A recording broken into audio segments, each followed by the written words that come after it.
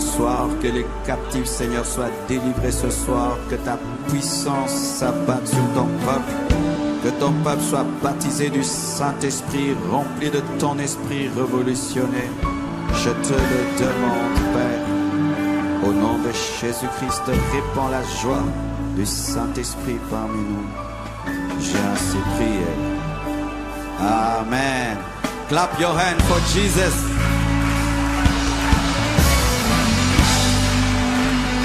Amen. Je vous salue au nom de Jésus-Christ de Nazareth et bonsoir à chacun de vous.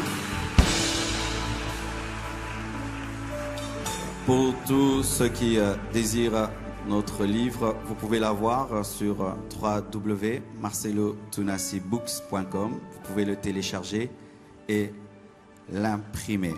On m'a dit qu'il y a un stand pour cela. Vous pouvez vous y rendre pour qu'on vous aide à y parvenir.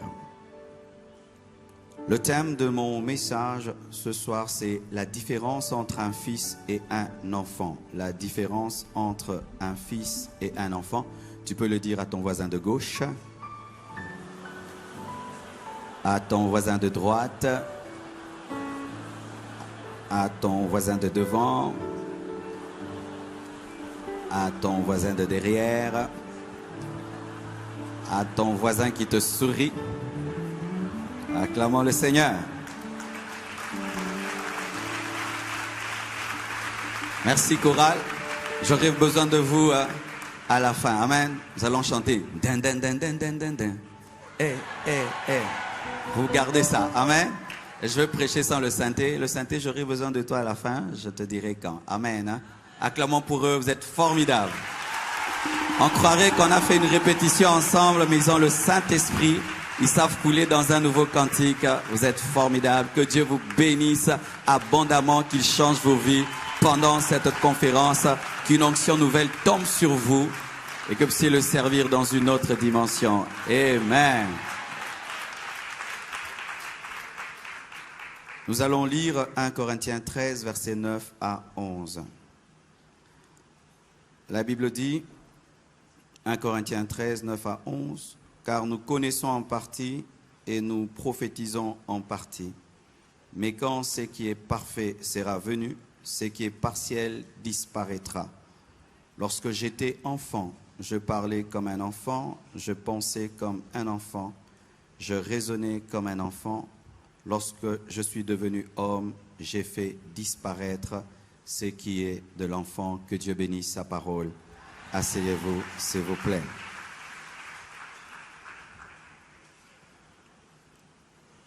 La différence entre un fils et un enfant, c'est la continuité de notre message d'hier sur la maturité spirituelle. Au travers de ce passage, nous avons tellement d'enseignements et déjà, nous pouvons comprendre que la perfection chasse toujours l'imperfection. Paul dit que quand ce qui est parfait et sera venu, ce qui est partiel disparaîtra. La perfection chasse toujours l'imperfection. La totalité chasse toujours la partialité. La réalité chasse toujours l'ombre. Et l'homme chasse l'enfant. Lorsque l'homme, le Fils, se manifeste en toi, l'enfant est chassé. On ne peut être dans la perfection et l'imperfection simultanément.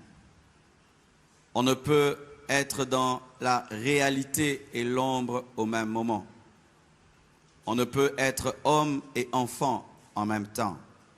On ne peut être fils et bébé au même moment. Soit on est fils de Dieu, soit on est un enfant, soit on est un inconverti. Et en ce lieu, il y a des fils, il y a des enfants et il y a des inconvertis qui ont besoin de recevoir Christ. Soit on est mûr, soit on n'est pas mûr. Soit tu as connu la maturité en Christ, soit tu es encore dans l'enfance, quelle que soit ta position. Et Paul s'inspire ou part du naturel pour expliquer le spirituel. Il part de ce qui est facile, qu'on peut comprendre pour expliquer ce qui est difficile, qu'on ne peut comprendre. Il part de ce qui est concret pour expliquer ce qui est abstrait. Et c'est une pédagogie que Jésus-Christ avait dans son ministère, c'est pourquoi il utilisait beaucoup des anecdotes et beaucoup d'images afin que l'homme comprenne les choses du royaume. Et sachez ceci, s'il y a une différence entre un enfant naturel et un homme naturel, il y a aussi une différence entre un bébé spirituel et un fils spirituel. Car Paul parle tout d'abord d'un enfant, mais pour parler d'un enfant, nous entrons d'abord dans le physique. Et si, je vous assure, il y a une différence entre un enfant physique naturel et un fils naturel, il y a également une différence entre un bébé spirituel et un fils spirituel. Et Paul dit, lorsque j'étais enfant, au verset 11, je parlais comme un enfant, je pensais et je raisonnais comme un enfant, je parlais comme un enfant, je pensais et je raisonnais comme un enfant. Une fois devenu homme, je me suis défait de ce qui est propre à l'enfant. Je me suis défait de ce qui est propre à l'enfant. J'aimerais préciser ceci, avant d'entrer en profondeur, que la maturité spirituelle n'est pas fonction de l'âge physique. Des fois, nous remarquons dans les églises, lorsque parmi les anciens, on établit un jeune, on dit non, lui ne peut pas être un ancien de l'église parce qu'il est jeune. Et on aime que les anciens de l'église soient des vieillards avec des cheveux blancs. Et là, tu es ancien de l'église, alors que des fois, quelqu'un peut avoir des cheveux blancs, mais il n'a pas la maturité spirituelle. Et un jeune qui a 30 ans peut être un ancien à l'église. Alléluia. Donc, je ne parle pas de l'âge physique, ni des années faites à l'église, car il est possible d'avoir 10 ans à l'église tout en demeurant immature, ni même le ministère, car il est possible aussi de servir Dieu tout en étant immature. Il y a des prédicateurs bébés, il y a des enseignants bébés. Cela vraiment est vrai. Nous voyons que la parole qui est donnée, c'est à l'église de Corinthe, qui était une église remplie des dons spirituels, remplie des charismes, et Paul est en train d'enseigner sur la maturité. Bien-aimés frères et sœurs, la maturité ne provient pas des cheveux blancs, de la calvitie.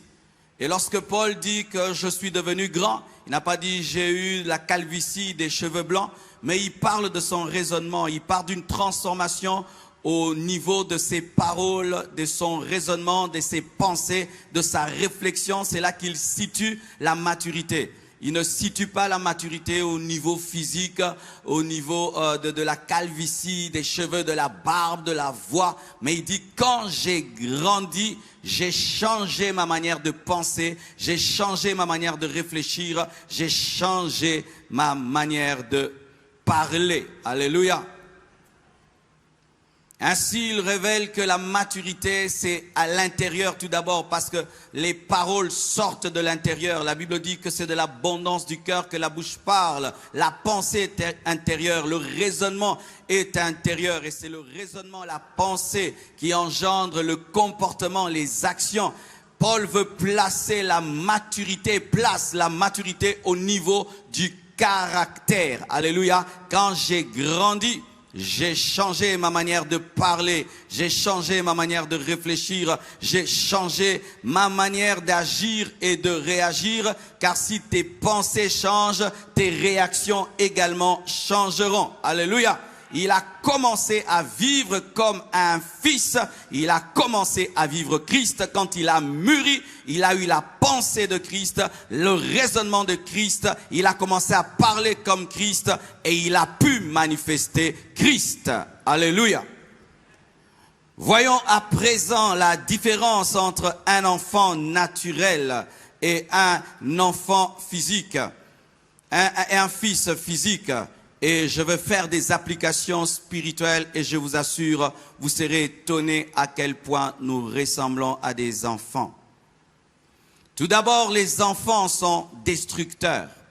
Tu achètes un jouet à un enfant, je crois minimum en une semaine, il va le démolir parce qu'il voudra ouvrir ce jouet, vérifier comment il fonctionne jusqu'à le casser. Ce même jouet qu'il t'a demandé avec joie, qu'il t'a supplié de lui donner, achète-moi, achète-moi, achète-moi. Une fois que tu lui achètes ce jouet, il le casse, il le détruit.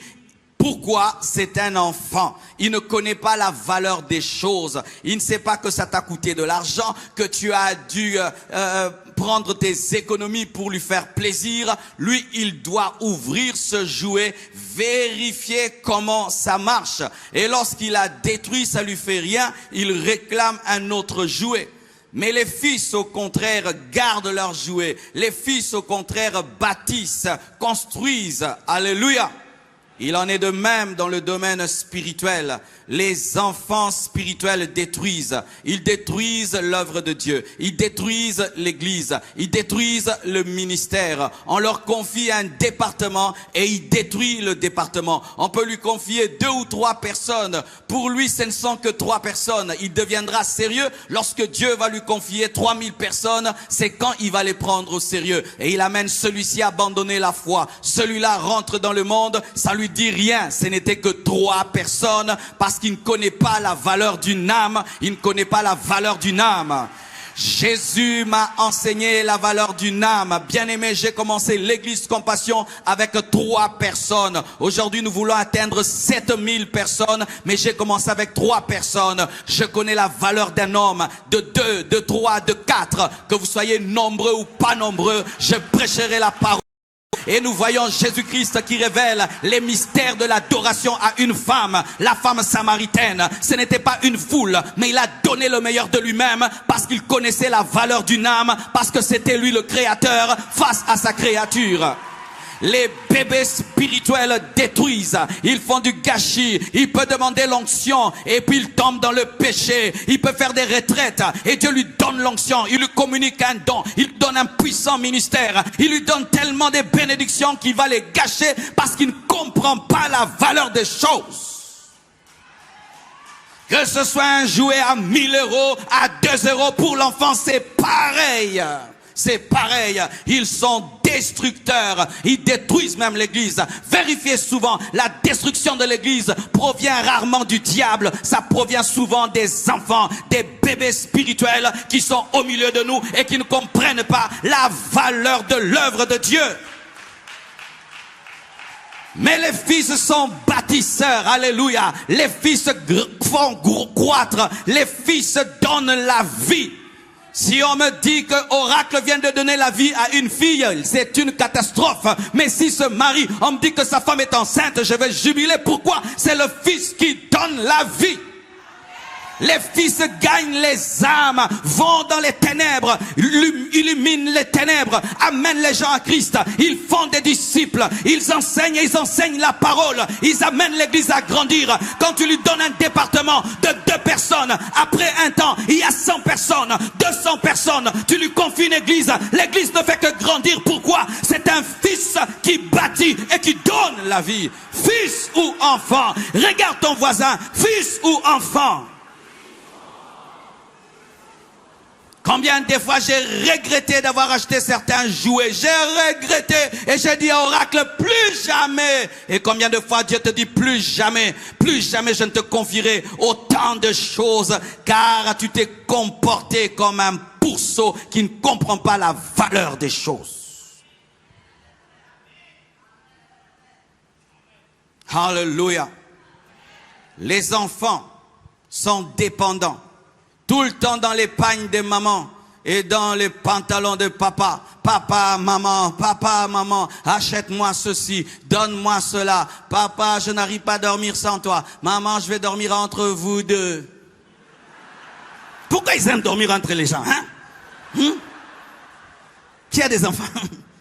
Ils aiment toujours dormir entre vous deux. C'est comme si le lit des parents a une onction formidable. Alléluia. Vous avez remarqué cela? Mais quand tu grandis, tu ne sauras pas dormir entre papa et maman. S'ils te disent, viens dormir entre nous, tu dis, hey!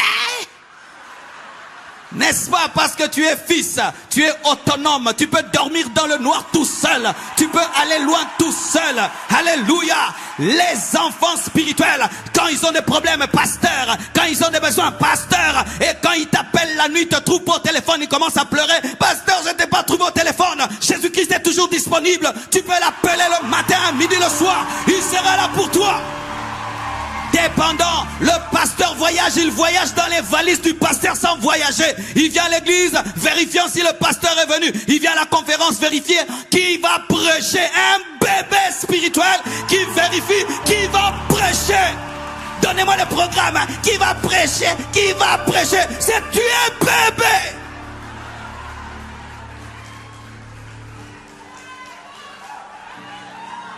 Ce sont les bébés spirituels qui vérifient le programme comme un menu. Je l'écoute, je l'écoute pas, je l'écoute, je l'écoute, je l'écoute pas. Tu es un bébé spirituel. Je te dis, tu es un bébé spirituel.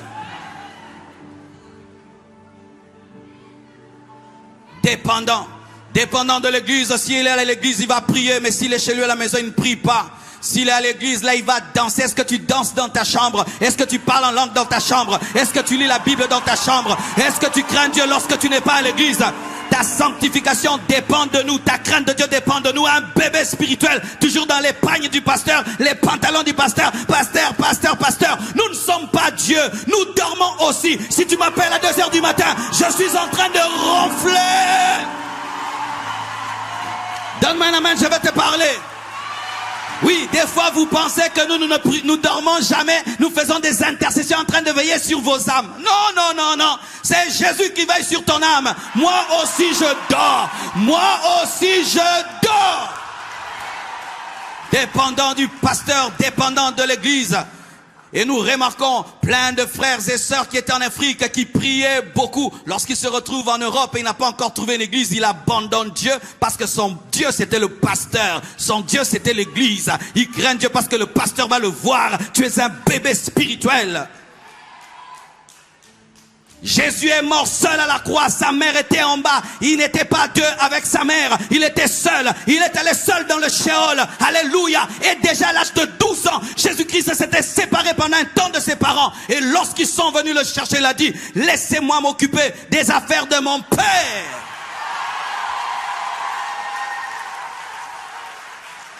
Certains, il est temps que tu quittes le confort de l'église mère, que tu ailles commencer une église quelque part, là où il n'y a pas le confort, là où il n'y a pas tout ce que tu veux, mais là tu engendres des disciples, et là tu es important. Le confort des fois de l'église nous détruit, nous empêche d'envoyer des missionnaires et d'être des missionnaires. Nous voulons tous des lumières, nous voulons tous prêcher alors qu'il y a la foule, mais il faut que tu ailles quelque part, là où il n'y a personne, il n'y a pas ton pasteur.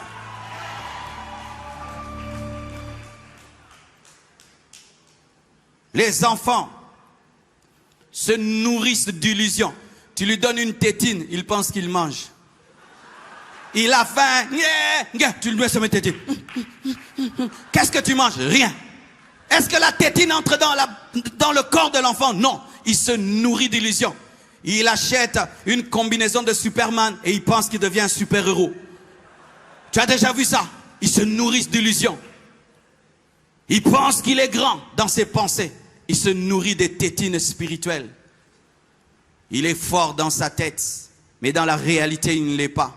Il pense être ce qu'il n'est pas. Il a des illusions de grandeur, des illusions de force, des illusions de puissance, alors qu'il ne l'est pas. Il attend des promesses qui ne vont pas s'accomplir, que Dieu ne lui a pas données, mais qui s'est donné à lui-même, et avec des fausses interprétations des songes.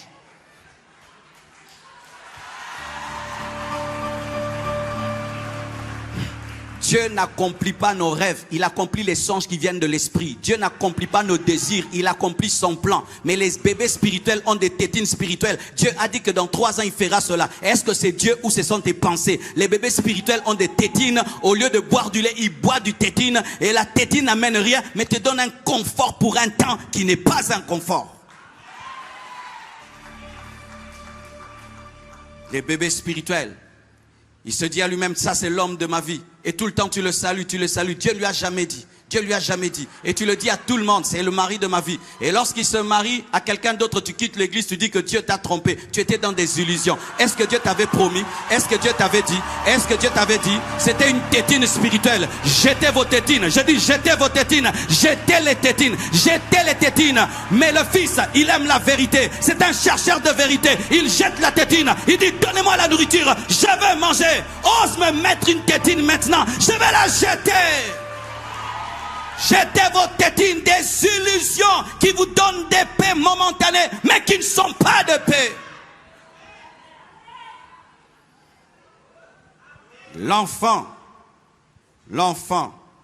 aime une nourriture monotone. Bouilli, bouilli, bouilli, bouilli. Matin, bouilli. Midi, bouilli. Le soir, bouilli. Cérélac, cérélac, cérélac, cérélac, cérélac. Du lait, protivate. Je ne sais pas qu'est-ce que vous prenez ici. Bouilli, bouilli, bouilli, bouilli, bouilli. Mais quand on lui dit, tu dois maintenant boire le sang et manger la chair, il dit, les choses deviennent compliquées. Moi, je n'étais pas venu à l'église pour ça. Il faut qu'on lui prêche sa bouillie. Tu seras béni, tu seras béni. Bouilli, bouilli, bouilli. Tu vas monter. Bouilli, bouilli, bouilli. Bouilli, bouilli. Bouilli le matin, bouilli le soir. Bouilli, bouilli, bouilli, bouilli. Il aime manger que la même chose, bouilli et bouilli. Et quand un jour, on vient prêcher autre chose qu'il n'entend pas souvent, il dit, vous êtes en train de dévier. Pourquoi? Parce que lui, si sa bouillie n'est pas servie, ce n'est pas la nourriture. L'enfant, il aime sa bouillie, une alimentation déséquilibrée. Si c'est le lait, il faut son lait et son lait et son lait et son lait. Et n'ose pas mettre ce lait en dehors de son biberon. Si tu oses le mettre dans un verre, il dit ce n'est plus le lait. Pour lui, le lait reste lait seulement dans le biberon. Ainsi, si même on lui prêche autrement, il dit ce n'est plus la parole de Dieu. Il faut qu'on lui prêche la parole comme il a toujours voulu, entendu. Et il ne veut pas de nouveautés. Il ne veut pas de nouveautés. Ainsi, il fait de son ignorance une doctrine, une théorie, de sorte que il peut même réfuter une révélation parce que ça ne ressemble pas à sa bouillie.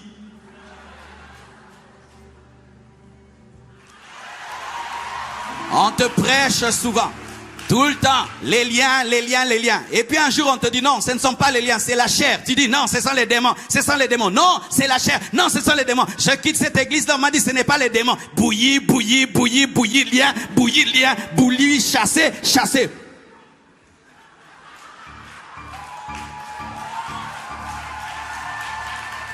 Si les choses ne se passent pas comme d'habitude, l'enfant a peur. Ainsi, il vous conditionne à faire toujours ce qu'il veut et vous pensez que vous le dirigez alors que c'est lui qui vous dirige. Le monde même a compris, ils ont fait sortir un film sur un bébé boss, Et c'est ça souvent, les bébés spirituels veulent diriger l'église, diriger les pasteurs pour qu'on leur donne tout le temps la bouillie et la bouillie et la bouillie.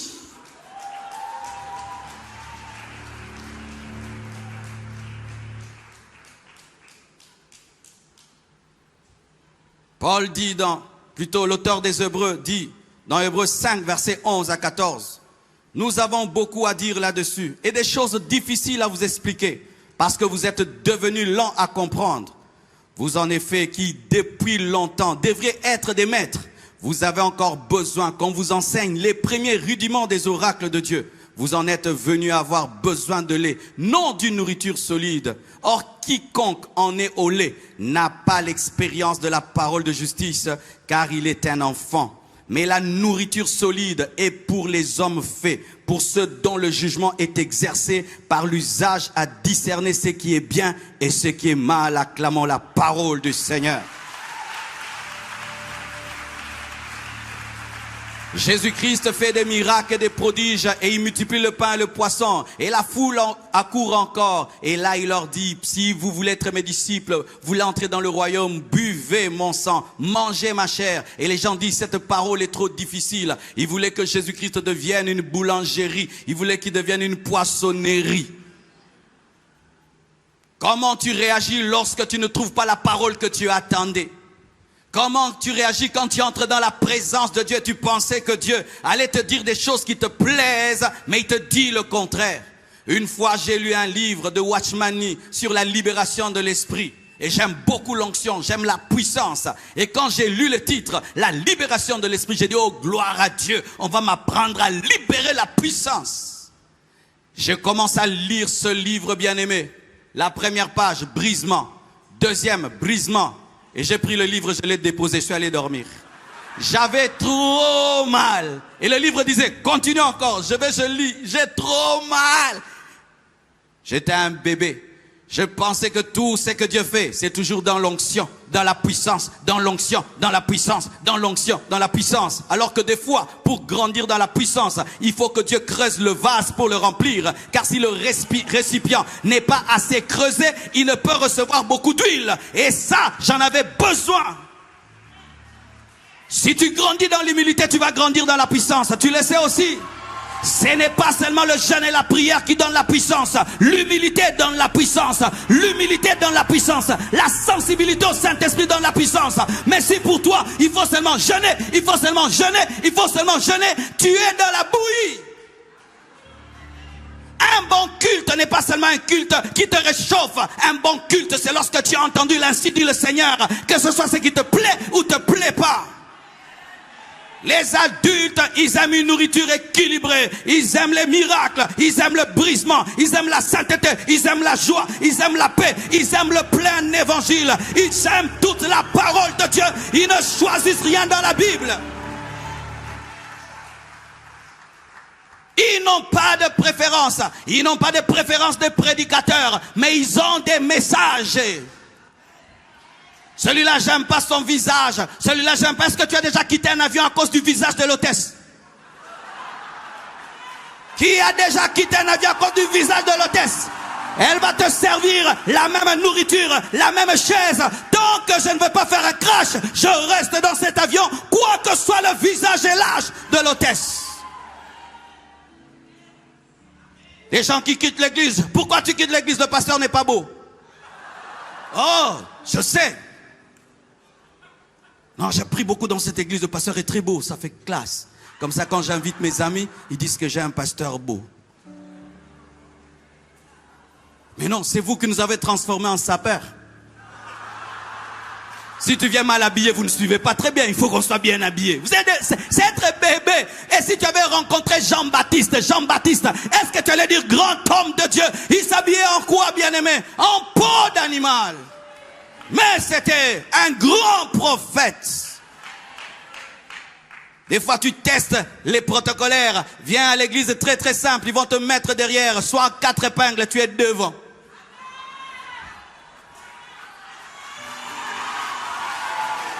Viens très simple, en babouche, en jean, tu seras derrière. Reviens le lendemain, sape-toi.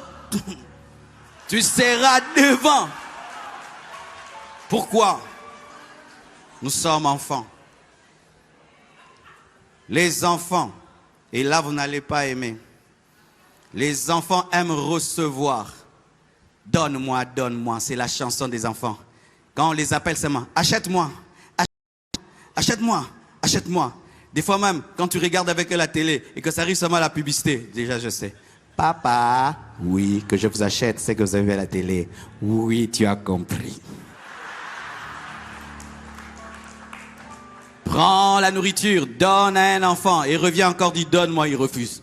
Il oublie après 1 seconde que c'est toi le donateur. Ils aiment recevoir les enfants. Ils aiment prendre. C'est rare un enfant qui donne. Et les enfants spirituels peuvent remplir l'église comme ça. Infidèles dans leurs dîmes, infidèles dans leurs offrandes. Est-ce que tu as donné ta dîme de ce mois? Oh, je vais monter. Bien-aimé, tu veux monter. Est-ce que tu es incapable de prendre le 1/10? La dîme pour toi est une chose difficile. Bien-aimé, je vais vous dire la vérité. Moi, la dîme, vraiment, c'est très facile. C'est parmi les choses les plus faciles de la vie chrétienne. Vraiment très facile. Imagine, tu as 9000 € et tu donnes 900 €. Qu'est-ce que tu as senti? Vraiment, si toi, tu as mal quand tu donnes la dîme, moi, vraiment, moi, j'ajoute. Ah, je t'assure, malgré que tu pries et tu es là, tu es incapable de prendre le 1/10. Le minimum, parce que moi je dis que la dîme c'est le minimum qu'on puisse donner à Dieu. Et vous qui dites que c'est l'Ancien Testament, écoutez maintenant. Si la dîme c'est l'Ancien Testament et que maintenant le Nouveau Testament est contre la dîme, alors donnez tout à Dieu. Donnez 9 dixièmes et gardez 1 dixième. Mais c'est ça.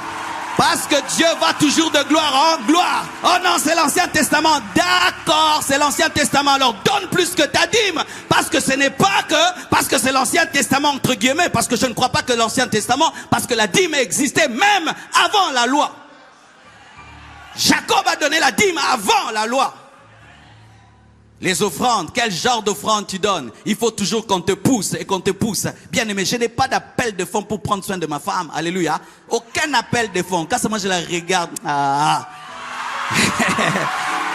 Take it. Je veux ça, tiens. Je veux ça. Maman, tiens. Tu veux ça aussi? Tiens. Mais à l'église, qui va donner? Quand tu vas acheter une télévision chez toi, il y a un appel de fonds. Quand tu vas acheter une moquette, est-ce qu'on te demande? Toi-même pour ton confort, tu l'achètes. Mais à l'église, donnez. Nous sommes des bébés. Donne-moi la main, je vais prêcher. Les bébés spirituels, ils aiment toujours recevoir, ils n'aiment pas donner. C'est pourquoi nous avons des problèmes quand Dieu commence à bénir les hommes de Dieu. Il peut trouver normal qu'un ministre soit riche. Il peut trouver normal qu'un avocat soit riche, qu'un professeur d'université soit riche. Mais si un homme de Dieu est riche, c'est un escroc, c'est un voleur. Le ministre, qu'est-ce qu'il fait dans la vie? Il parle. Est-ce qu'il se bat? Moi aussi je parle. Le professeur, qu'est-ce qu'il fait dans la vie? Il se bat, il parle. Moi aussi je parle. Mais lui donne que le cours de chimie. Mais moi je parle de sociologie, eschatologie, pneumatologie, sotériologie. Je dois être ton papa, ton grand frère, traiter, chasser les démons. Bien aimé, quand nous souffrons, nous sommes des hommes de Dieu. Mais quand Dieu commence à nous enrichir, nous sommes des escrocs. Quelle escroquerie de votre part? Oui, donne-moi la main, je vais te parler. Je dis toujours, je ne suis pas un féticheur. Le féticheur t'enrichit, mais il reste pauvre. Mais moi, je ne suis pas un féticheur. Je prie pour toi, tu deviens riche. Moi aussi, je deviens riche. Je prie pour toi, tu es élevé. Moi aussi, je suis élevé. Je prie pour toi, tes enfants deviennent grands. Mes enfants aussi deviennent grands. Je ne suis pas un marabout pour t'enrichir. Et moi, je reste pauvre. Alléluia. Alléluia. Ah, donne-moi la main, je vais parler. Si ton père physique devient riche, tu es content. Mais si ton pasteur devient riche, voleur. Si ton père physique monte, oh gloire papa, Dieu a béni papa. Mais si ton pasteur devient riche, allez faire une comptabilité des offrandes et des dîmes. Nous voulons comprendre, est-ce que c'est pas l'argent de l'achat de la parcelle?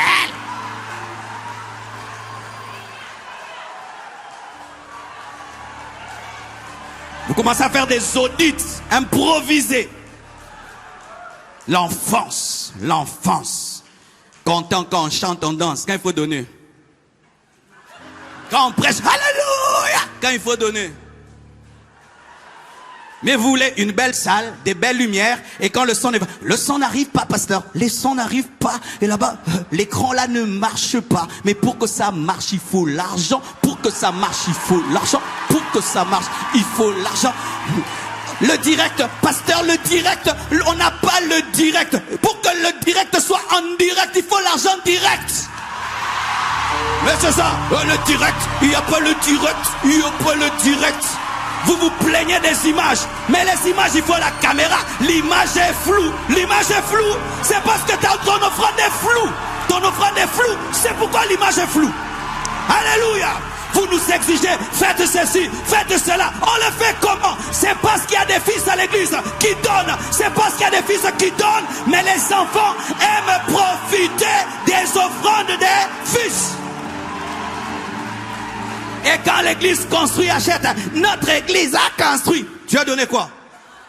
Notre église est en train de monter. Tu as fait quoi? Tu as fait quoi?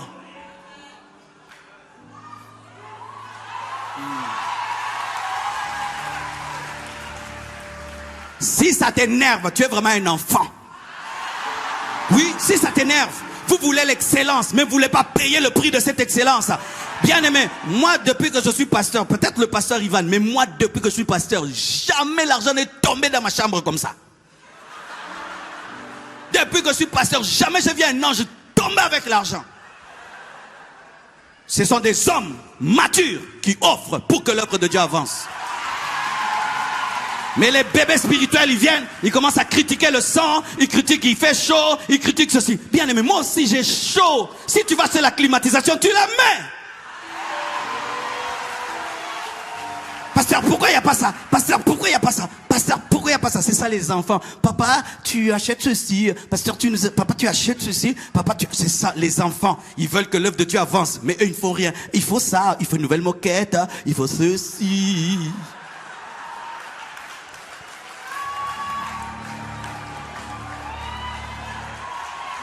Alléluia. Mais Jésus-Christ est venu, il s'est offert à la croix, il s'est donné. Il a dit, il y a plus de joie à donner qu'à recevoir, Paul le dit. Bien-aimés frères et sœurs, un fils aime donner. Il a la joie quand il donne, et quand il donne, et quand il donne, et quand il donne. Prêche ce que tu veux sur la dîme, je donnerai toujours ma dîme. Dis tout ce que tu veux sur la dîme. Moi, quand je donne, je vois la main de Dieu.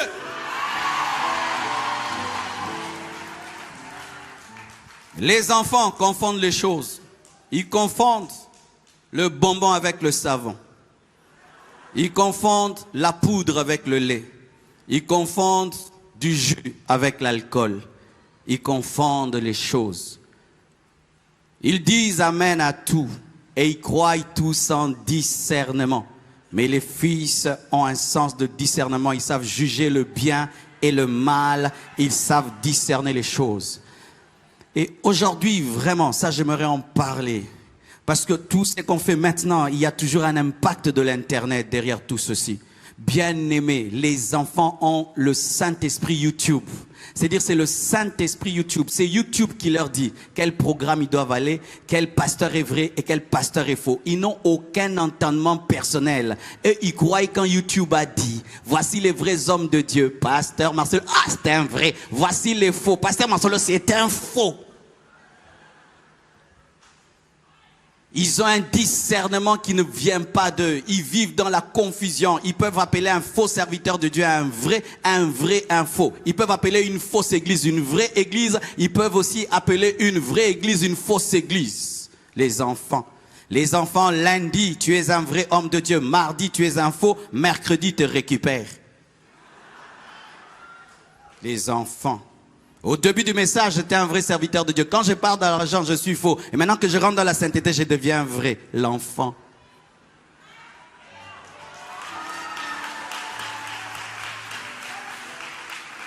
Ils font de leurs limites un principe universel. Lorsqu'ils ne comprennent rien, ça n'existe pas. Vous voyez quand on était des enfants. 1 moins 2, c'était quoi? Impossible. Impossible, impossible. 1 moins 2, impossible. Mais quand tu grandis, 1 moins 2. Moins 1. Non, ça n'existe pas. C'est pas parce que tu ne connais pas que ça n'existe pas. C'est pas parce qu'on t'a pas enseigné ça dans votre église que ça n'existe pas. L'enfant, il fait de ses cahiers d'affermissement toute la Bible. C'est qu'il ne comprend pas dans les choses de Dieu est faux. Lui, c'est seulement ce qu'il comprend qui est vrai. Les limites qu'il a dans la connaissance de la parole de Dieu deviennent toute la doctrine biblique. Ce qu'il aime dans les choses de Dieu, ça devient biblique. Ce qu'il n'aime pas dans les choses de Dieu n'est pas biblique. C'est ça un enfant.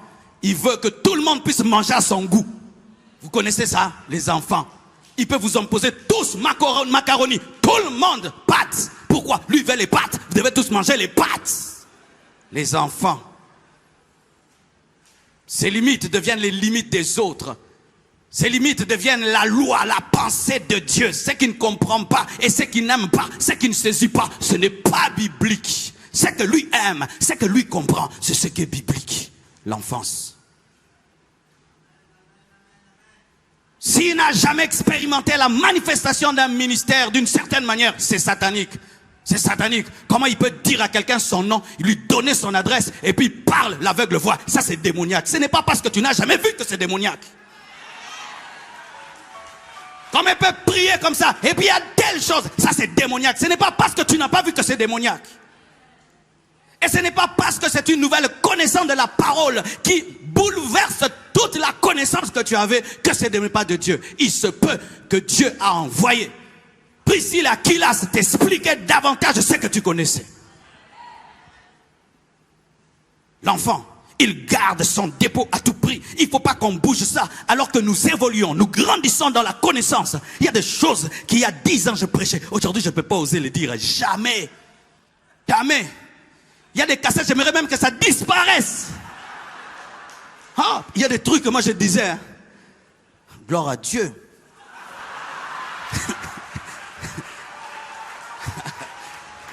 Alléluia. Regarde ton voisin, dis-lui tu ne connais pas tout. Ouais, prends un aveugle qui ne voit rien du tout et approche-le d'un éléphant. Cet aveugle-ci, il touche la trompe de l'éléphant. On dit, l'éléphant c'est quoi? Il dit, l'éléphant, c'est un serpent sans tête. Amène un autre aveugle vers les pieds de l'éléphant. L'éléphant c'est quoi? C'est un arbre. Amène un autre à toucher son ventre. L'éléphant c'est quoi? C'est une grosse pierre. Amène un autre à tenir sa queue. L'éléphant c'est quoi? C'est un fouet. Qui a raison? Qui a raison? Quand je cherche Dieu, je découvre ceci en lui. Mais pendant que je suis en train de le chercher, quelqu'un d'autre aussi le cherche, il découvre autre chose. Et l'autre cherche, il découvre autre chose. L'autre découvre le prophétique, d'autres l'enseignement, l'autre la puissance, l'autre les miracles, l'autre la connaissance. Mais tout ça c'est l'éléphant, tout ça c'est l'éléphant.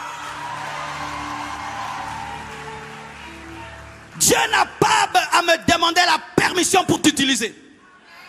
Il n'a pas à me demander la permission pour faire avec toi des choses qu'il n'a jamais réalisées. Il n'a pas besoin de ma permission. Imaginez Élie qui paraît comme ça. Élie le Tishbite. Qui est son père? Qui est sa mère? On ne connaît pas. Mais il paraît. Prions et le fait tombe. Dormant sur un mort, le mort ressuscite. Qui est son père? Qui est sa mère? On ne connaît pas. Dieu le manifeste. Point.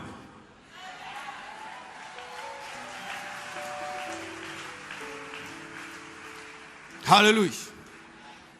Les enfants, ils oublient leur mission facilement.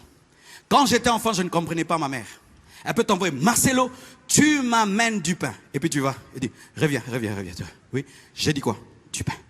J'ai compris. Tu vas, reviens. J'ai dit quoi? Du pain. J'ai dit, maman, j'ai compris. Pourquoi?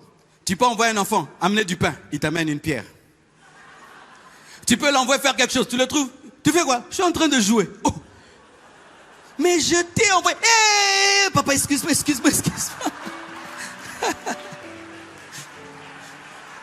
Tu vas, tu l'amènes à l'école, tu payes les études, tu dis, pour étudier. Et quand elle revient, ah, papa, on a joué au foot aujourd'hui. Je dis, parle-moi de mathématiques. Non, on a joué au foot, pas possible. Papa, demain, je peux amener mon ballon. Mais ce n'est pas ce n'est pas une école de footballeurs, petit. L'enfant oublie sa mission. Mais le fils, il est fidèle à la mission.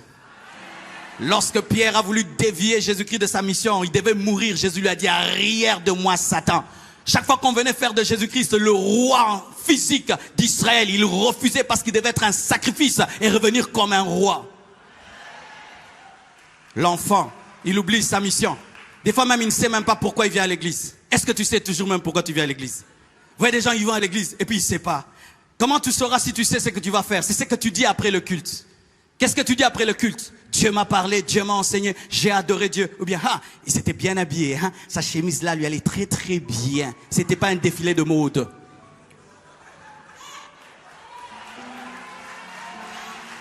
Tu rentres, ah, les lumières étaient bien. Est-ce que tu sais toujours pourquoi tu sers Dieu? Certains servent Dieu maintenant pour devenir des stars et des vedettes. Tu vois dans son fonctionnement, il veut être une star, une vedette. Il oublie que Dieu l'a appelé à gagner les âmes, à prêcher l'évangile pour sauver les âmes. Il oublie. Est-ce que tu te souviens toujours des premières paroles que Dieu t'a données quand il t'a appelé? Est-ce que tu te souviens de ce que Dieu t'avait dit lorsqu'il t'avait dit va? L'enfant oublie sa mission. Il oublie pourquoi Dieu l'a appelé. Sur le chemin, il l'oublie. Et puis il ramène à papa ce que papa n'a pas demandé. C'est pourquoi, chers serviteurs de Dieu, et je crois demain on va nous parler, N'oublie jamais ce que Dieu t'a dit au départ. Parce que quand la gloire vient, le succès vient, tu peux oublier pourquoi Dieu t'a appelé et commence à faire beaucoup de choses sans faire l'essentiel.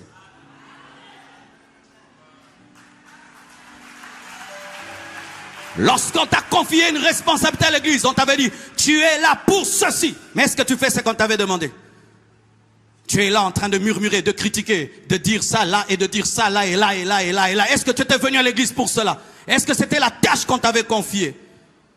On t'a confié l'intercession, est-ce que tu pries? On t'a confié l'évangélisation, est-ce que tu pries? On t'a confié la communication, est-ce que tu communiques? Est-ce que tu fais ce à quoi Dieu t'a appelé? L'enfant oublie. Et si chaque fois que tu agis, Dieu doit toujours te rappeler. Pourquoi il t'a appelé? C'est parce que tu es un enfant. L'enfant doit tout le temps lui rappeler. Pourquoi on l'a appelé? Pourquoi on l'a envoyé? Pourquoi? Parce qu'il va oublier. L'enfant se contente de la main du Père, mais le Fils recherche la face du Père. Pour ceux qui ont des enfants, n'est-ce pas que ça arrive des fois? Très tôt le matin, ils aiment bien déranger le matin. Ils frappent à la porte. Papa, papa, tu es fatigué. Et puis tu reviens. Tu ouvres à demi la porte. Tu donnes. Et ils partent. Mais ils ne savent pas si tu étais ensanglanté, si tu étais malade. Il avait besoin de quelque chose. Il frappe à la porte. Et puis tu donnes. Il a besoin que de ta main. Mais il ne te voit pas. Mais il est très content. Mais l'adulte, il frappe. Papa, mais pourquoi aujourd'hui tu n'ouvres pas, je ne te vois pas? Tu es malade? Est-ce que ça va? Est-ce que tout va bien? Mais le fils, il ne dit jamais tout va bien. S'il a reçu, ça lui va. Lui, il cherche Dieu que pour la bénédiction. Si Dieu ne bénissait pas, est-ce que tu allais l'aimer? Si Dieu disait les bénédictions, je les mets de côté. Vous m'aimez pour moi, est-ce que tu vas l'aimer? Dieu a fait ce test dans la vie d'Abraham et Abraham était un fils. Dieu lui dit, donne-moi ton fils Isaac que tu aimes beaucoup. Et il a donné parce qu'il aimait Dieu pour Dieu. Il n'aimait pas Dieu pour avoir un enfant.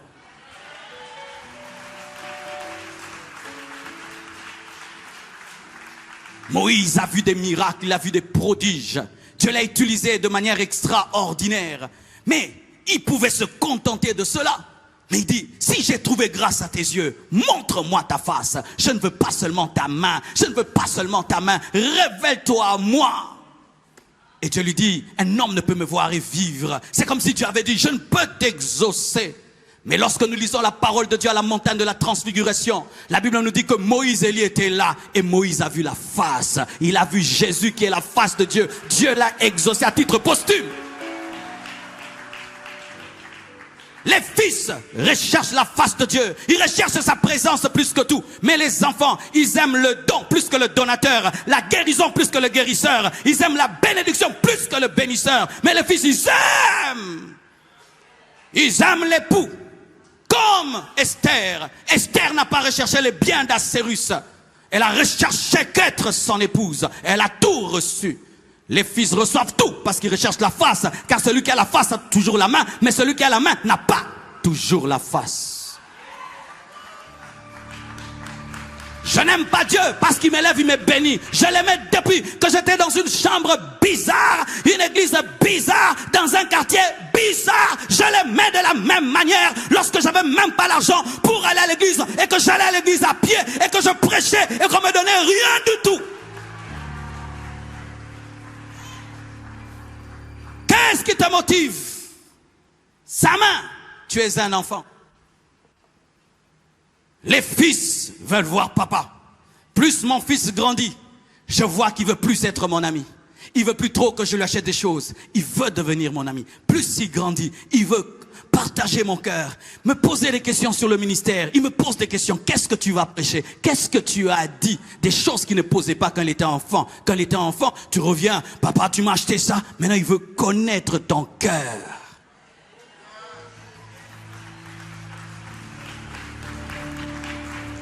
Dernièrement, alors que je priais, Dieu m'a dit, tais-toi. Je dis, non, je veux te parler. Tais-toi, reste calme. Reste calme.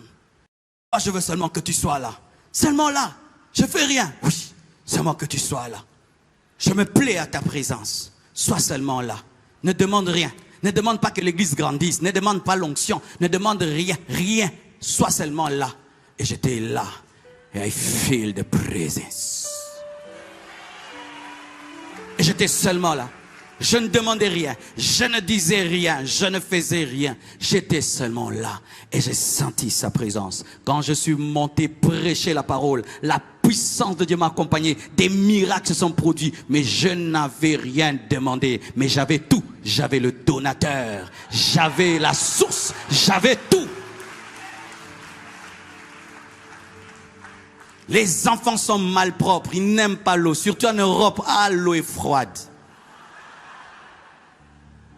L'enfant n'aime pas l'eau. Quand il faut, va te laver. C'est pas toi, mais moi, quand j'étais un enfant, comme disait, va te laver, en train de suivre mon meilleur feuilleton. J'avais une stratégie. J'allais dans la salle de bain qui était à côté du salon. J'ouvrais le robinet et je commençais à bouger l'eau.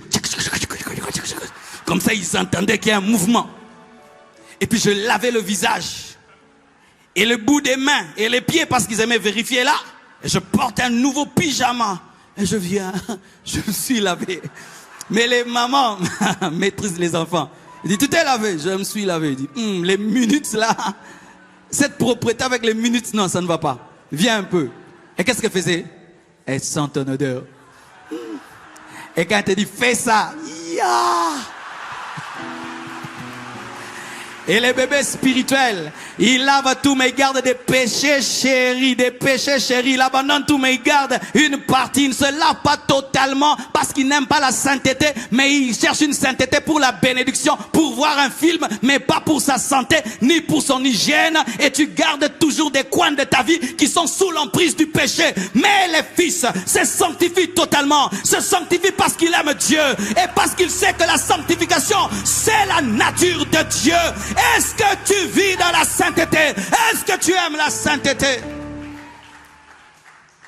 Tu te sanctifies parce que tu as peur d'aller en enfer, ou tu te sanctifies parce que tu aimes Dieu? Tu te sanctifies pour être béni, ou bien tu te sanctifies parce que tu aimes la communion avec Dieu?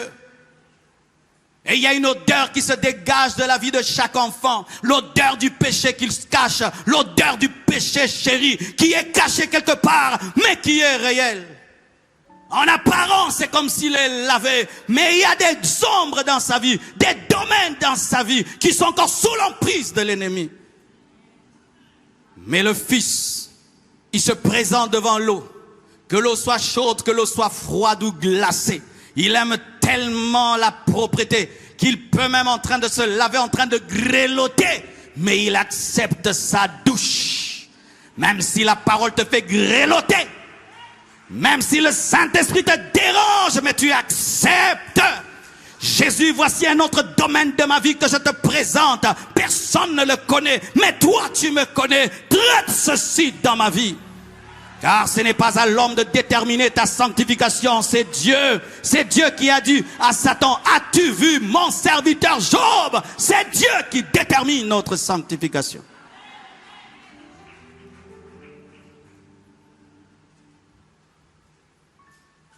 Et j'aimerais terminer.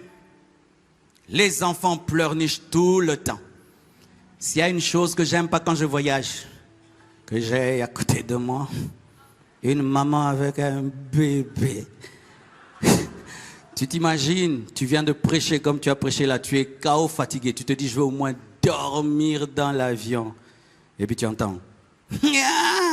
Tu te dis, dans 1 minute, cet enfant va dormir. Et plus on calme, plus il pleure. Et quand il y a des trous d'air, il pleure encore. Et quand l'avion monte, il pleure. Tu te dis, vraiment maman, il n'y a pas un coin bébé dans l'avion. Les enfants pleurent tout le temps. S'il a chaud, il pleure. S'il a froid, il pleure. S'il a faim, il pleure. Des fois, s'il est très heureux, il pleure. Il pleurniche tout le temps. Comment ça va? J'ai des problèmes. Dieu m'a abandonné. Je ne sais pas si Dieu m'aime. Avec tout ce que j'ai fait dans son église, Dieu ne m'aime pas. Je suis déprimé. Un enfant de Dieu n'est pas déprimé. Un fils n'est pas déprimé. Un fils peut pleurer pour un temps et il entre dans la joie de Dieu. Jésus-Christ vient au deuil de Lazare, il pleure parce que c'était sa dimension humaine, mais après il sèche les larmes, il change le deuil en croisade d'évangélisation en fête. Et Paul dit, réjouissez-vous, je le répète, réjouissez-vous dans le Seigneur. J'aimerais te dire ceci, la joie est un signe de maturité. Je dis, la joie est un signe de maturité. La joie est un signe de maturité. La joie est un signe de maturité. Lorsque les églises de réveil avaient commencé à Kinshasa, la joie était un signe d'immaturité. De sorte qu'on reconnaissait les hommes spirituels et l'église par ceux qui ne riaient jamais. Ils étaient tout le temps là. Pourquoi? Il est intercesseur. L'intercesseur ne rit pas tout le temps. Il doit être concentré pour attraper les sorciers. Ah oui. Et les hommes très spirituels de l'église ne souriaient jamais. Tout le temps, il paraît, ils étaient dans la présence de Dieu concentrés. Archi faux, hypocrisie. Toi, tu ne ris jamais. Nous tous, nous rions. Mais tout le temps.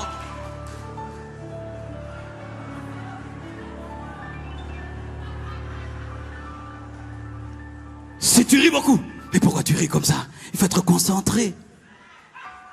Bien-aimé, tu penses qu'au ciel, nous allons nous ennuyer? Tu penses qu'au ciel, on va commencer à te dire, ne parle pas trop fort, Dieu est surmené, ou Dieu avec une vieille barbe, et il a trop vieillard, et il faut marcher lentement. Quoi? Fais attention, pas de bruit, nous sommes au ciel. Non, le ciel c'est une fête. C'est la fête des fêtes. Je dis c'est la fête des fêtes. Je dis le ciel c'est la fête des fêtes organisée par des anges. Michael va jouer la guitare, Gabriel va jouer la guitare. Et j'aimerais vous dire, c'est la fête organisée par un jeune. Parce que Jésus-Christ n'est pas un vieillard. Celui qui est à la droite de le Père est un jeune. Oh oui, tu crois que Dieu est jeune. La Bible dit, en lui il n'y a ni ombre de variation ni de changement. Et si en lui il n'y a point de changement, Dieu n'est pas vieux. Si tu es dégoûté d'aller au ciel, c'est la religion. La révélation te donne envie d'aller au ciel. C'est ça la vraie vie, c'est ça la vraie joie. Et nous devons être heureux à l'église. S'il y a un endroit où nous devons chasser la tristesse, c'est l'église. Même si je n'ai pas tout ce que je veux, je suis dans la joie. Même si je n'ai pas encore vu, je suis dans la joie. Même si Dieu ne m'a pas encore béni de manière manifeste, je suis dans la joie.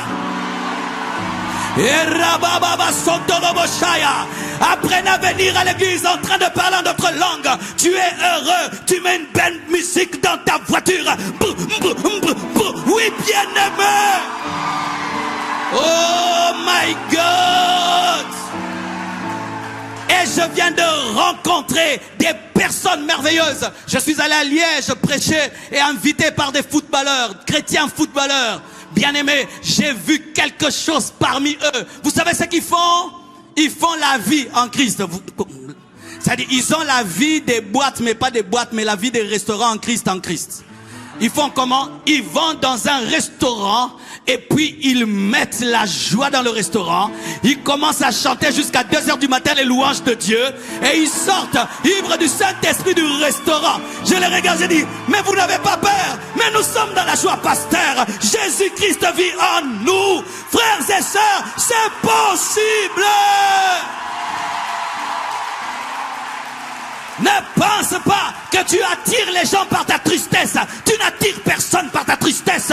Le monde d'aujourd'hui a besoin de personnes heureuses, malgré les inflations et les déflations. J'habitais un hôtel rempli d'hommes riches. Tout le monde était coincé. Et à force qu'ils étaient coincés, ils me coinçaient aussi. Ils mangent calmement, ils sont là. J'ai dit non, mais ça c'est pas moi. J'ai dit demain vous allez voir. Je suis descendu de ma chambre, j'ai mis mes écouteurs, je te coule et je chantais. Tout le monde m'a regardé. Alléluia. Bien-aimés frères et sœurs, il est temps que tu puisses prêcher au travers de ton bonheur. Réjouis-toi dans le Seigneur. Je le répète, réjouis-toi dans le Seigneur. La chorale va monter. Nous allons danser dans la joie. Nous allons célébrer le Seigneur dans la joie. Il est temps que nous puissions chasser la tristesse de l'église. Bien-aimés frères et sœurs, il y a tellement d'hommes qui pleurent dehors. Et il ne faudrait pas lorsqu'ils viennent à l'église, ils trouvent des gens qui continuent à pleurer et à pleurer. Toi, tu es différent, tu as Jésus. Même si tu n'as pas encore d'enfant, tu as Jésus. Même si tu n'as pas encore le boulot, tu as Jésus. Même si tu n'as pas encore les papiers, tu as Jésus. Même si tu n'as pas encore le travail, tu as Jésus. Même si ta vie ne marche pas comme tu veux, tu as Jésus. Tu as Jésus. Tu as Jésus. Tu as Jésus. Tu as Jésus. Ma joie ne vient pas de l'extérieur. Ma joie vient de l'intérieur. Ma joie ne vient pas de l'extérieur. Elle vient de l'intérieur.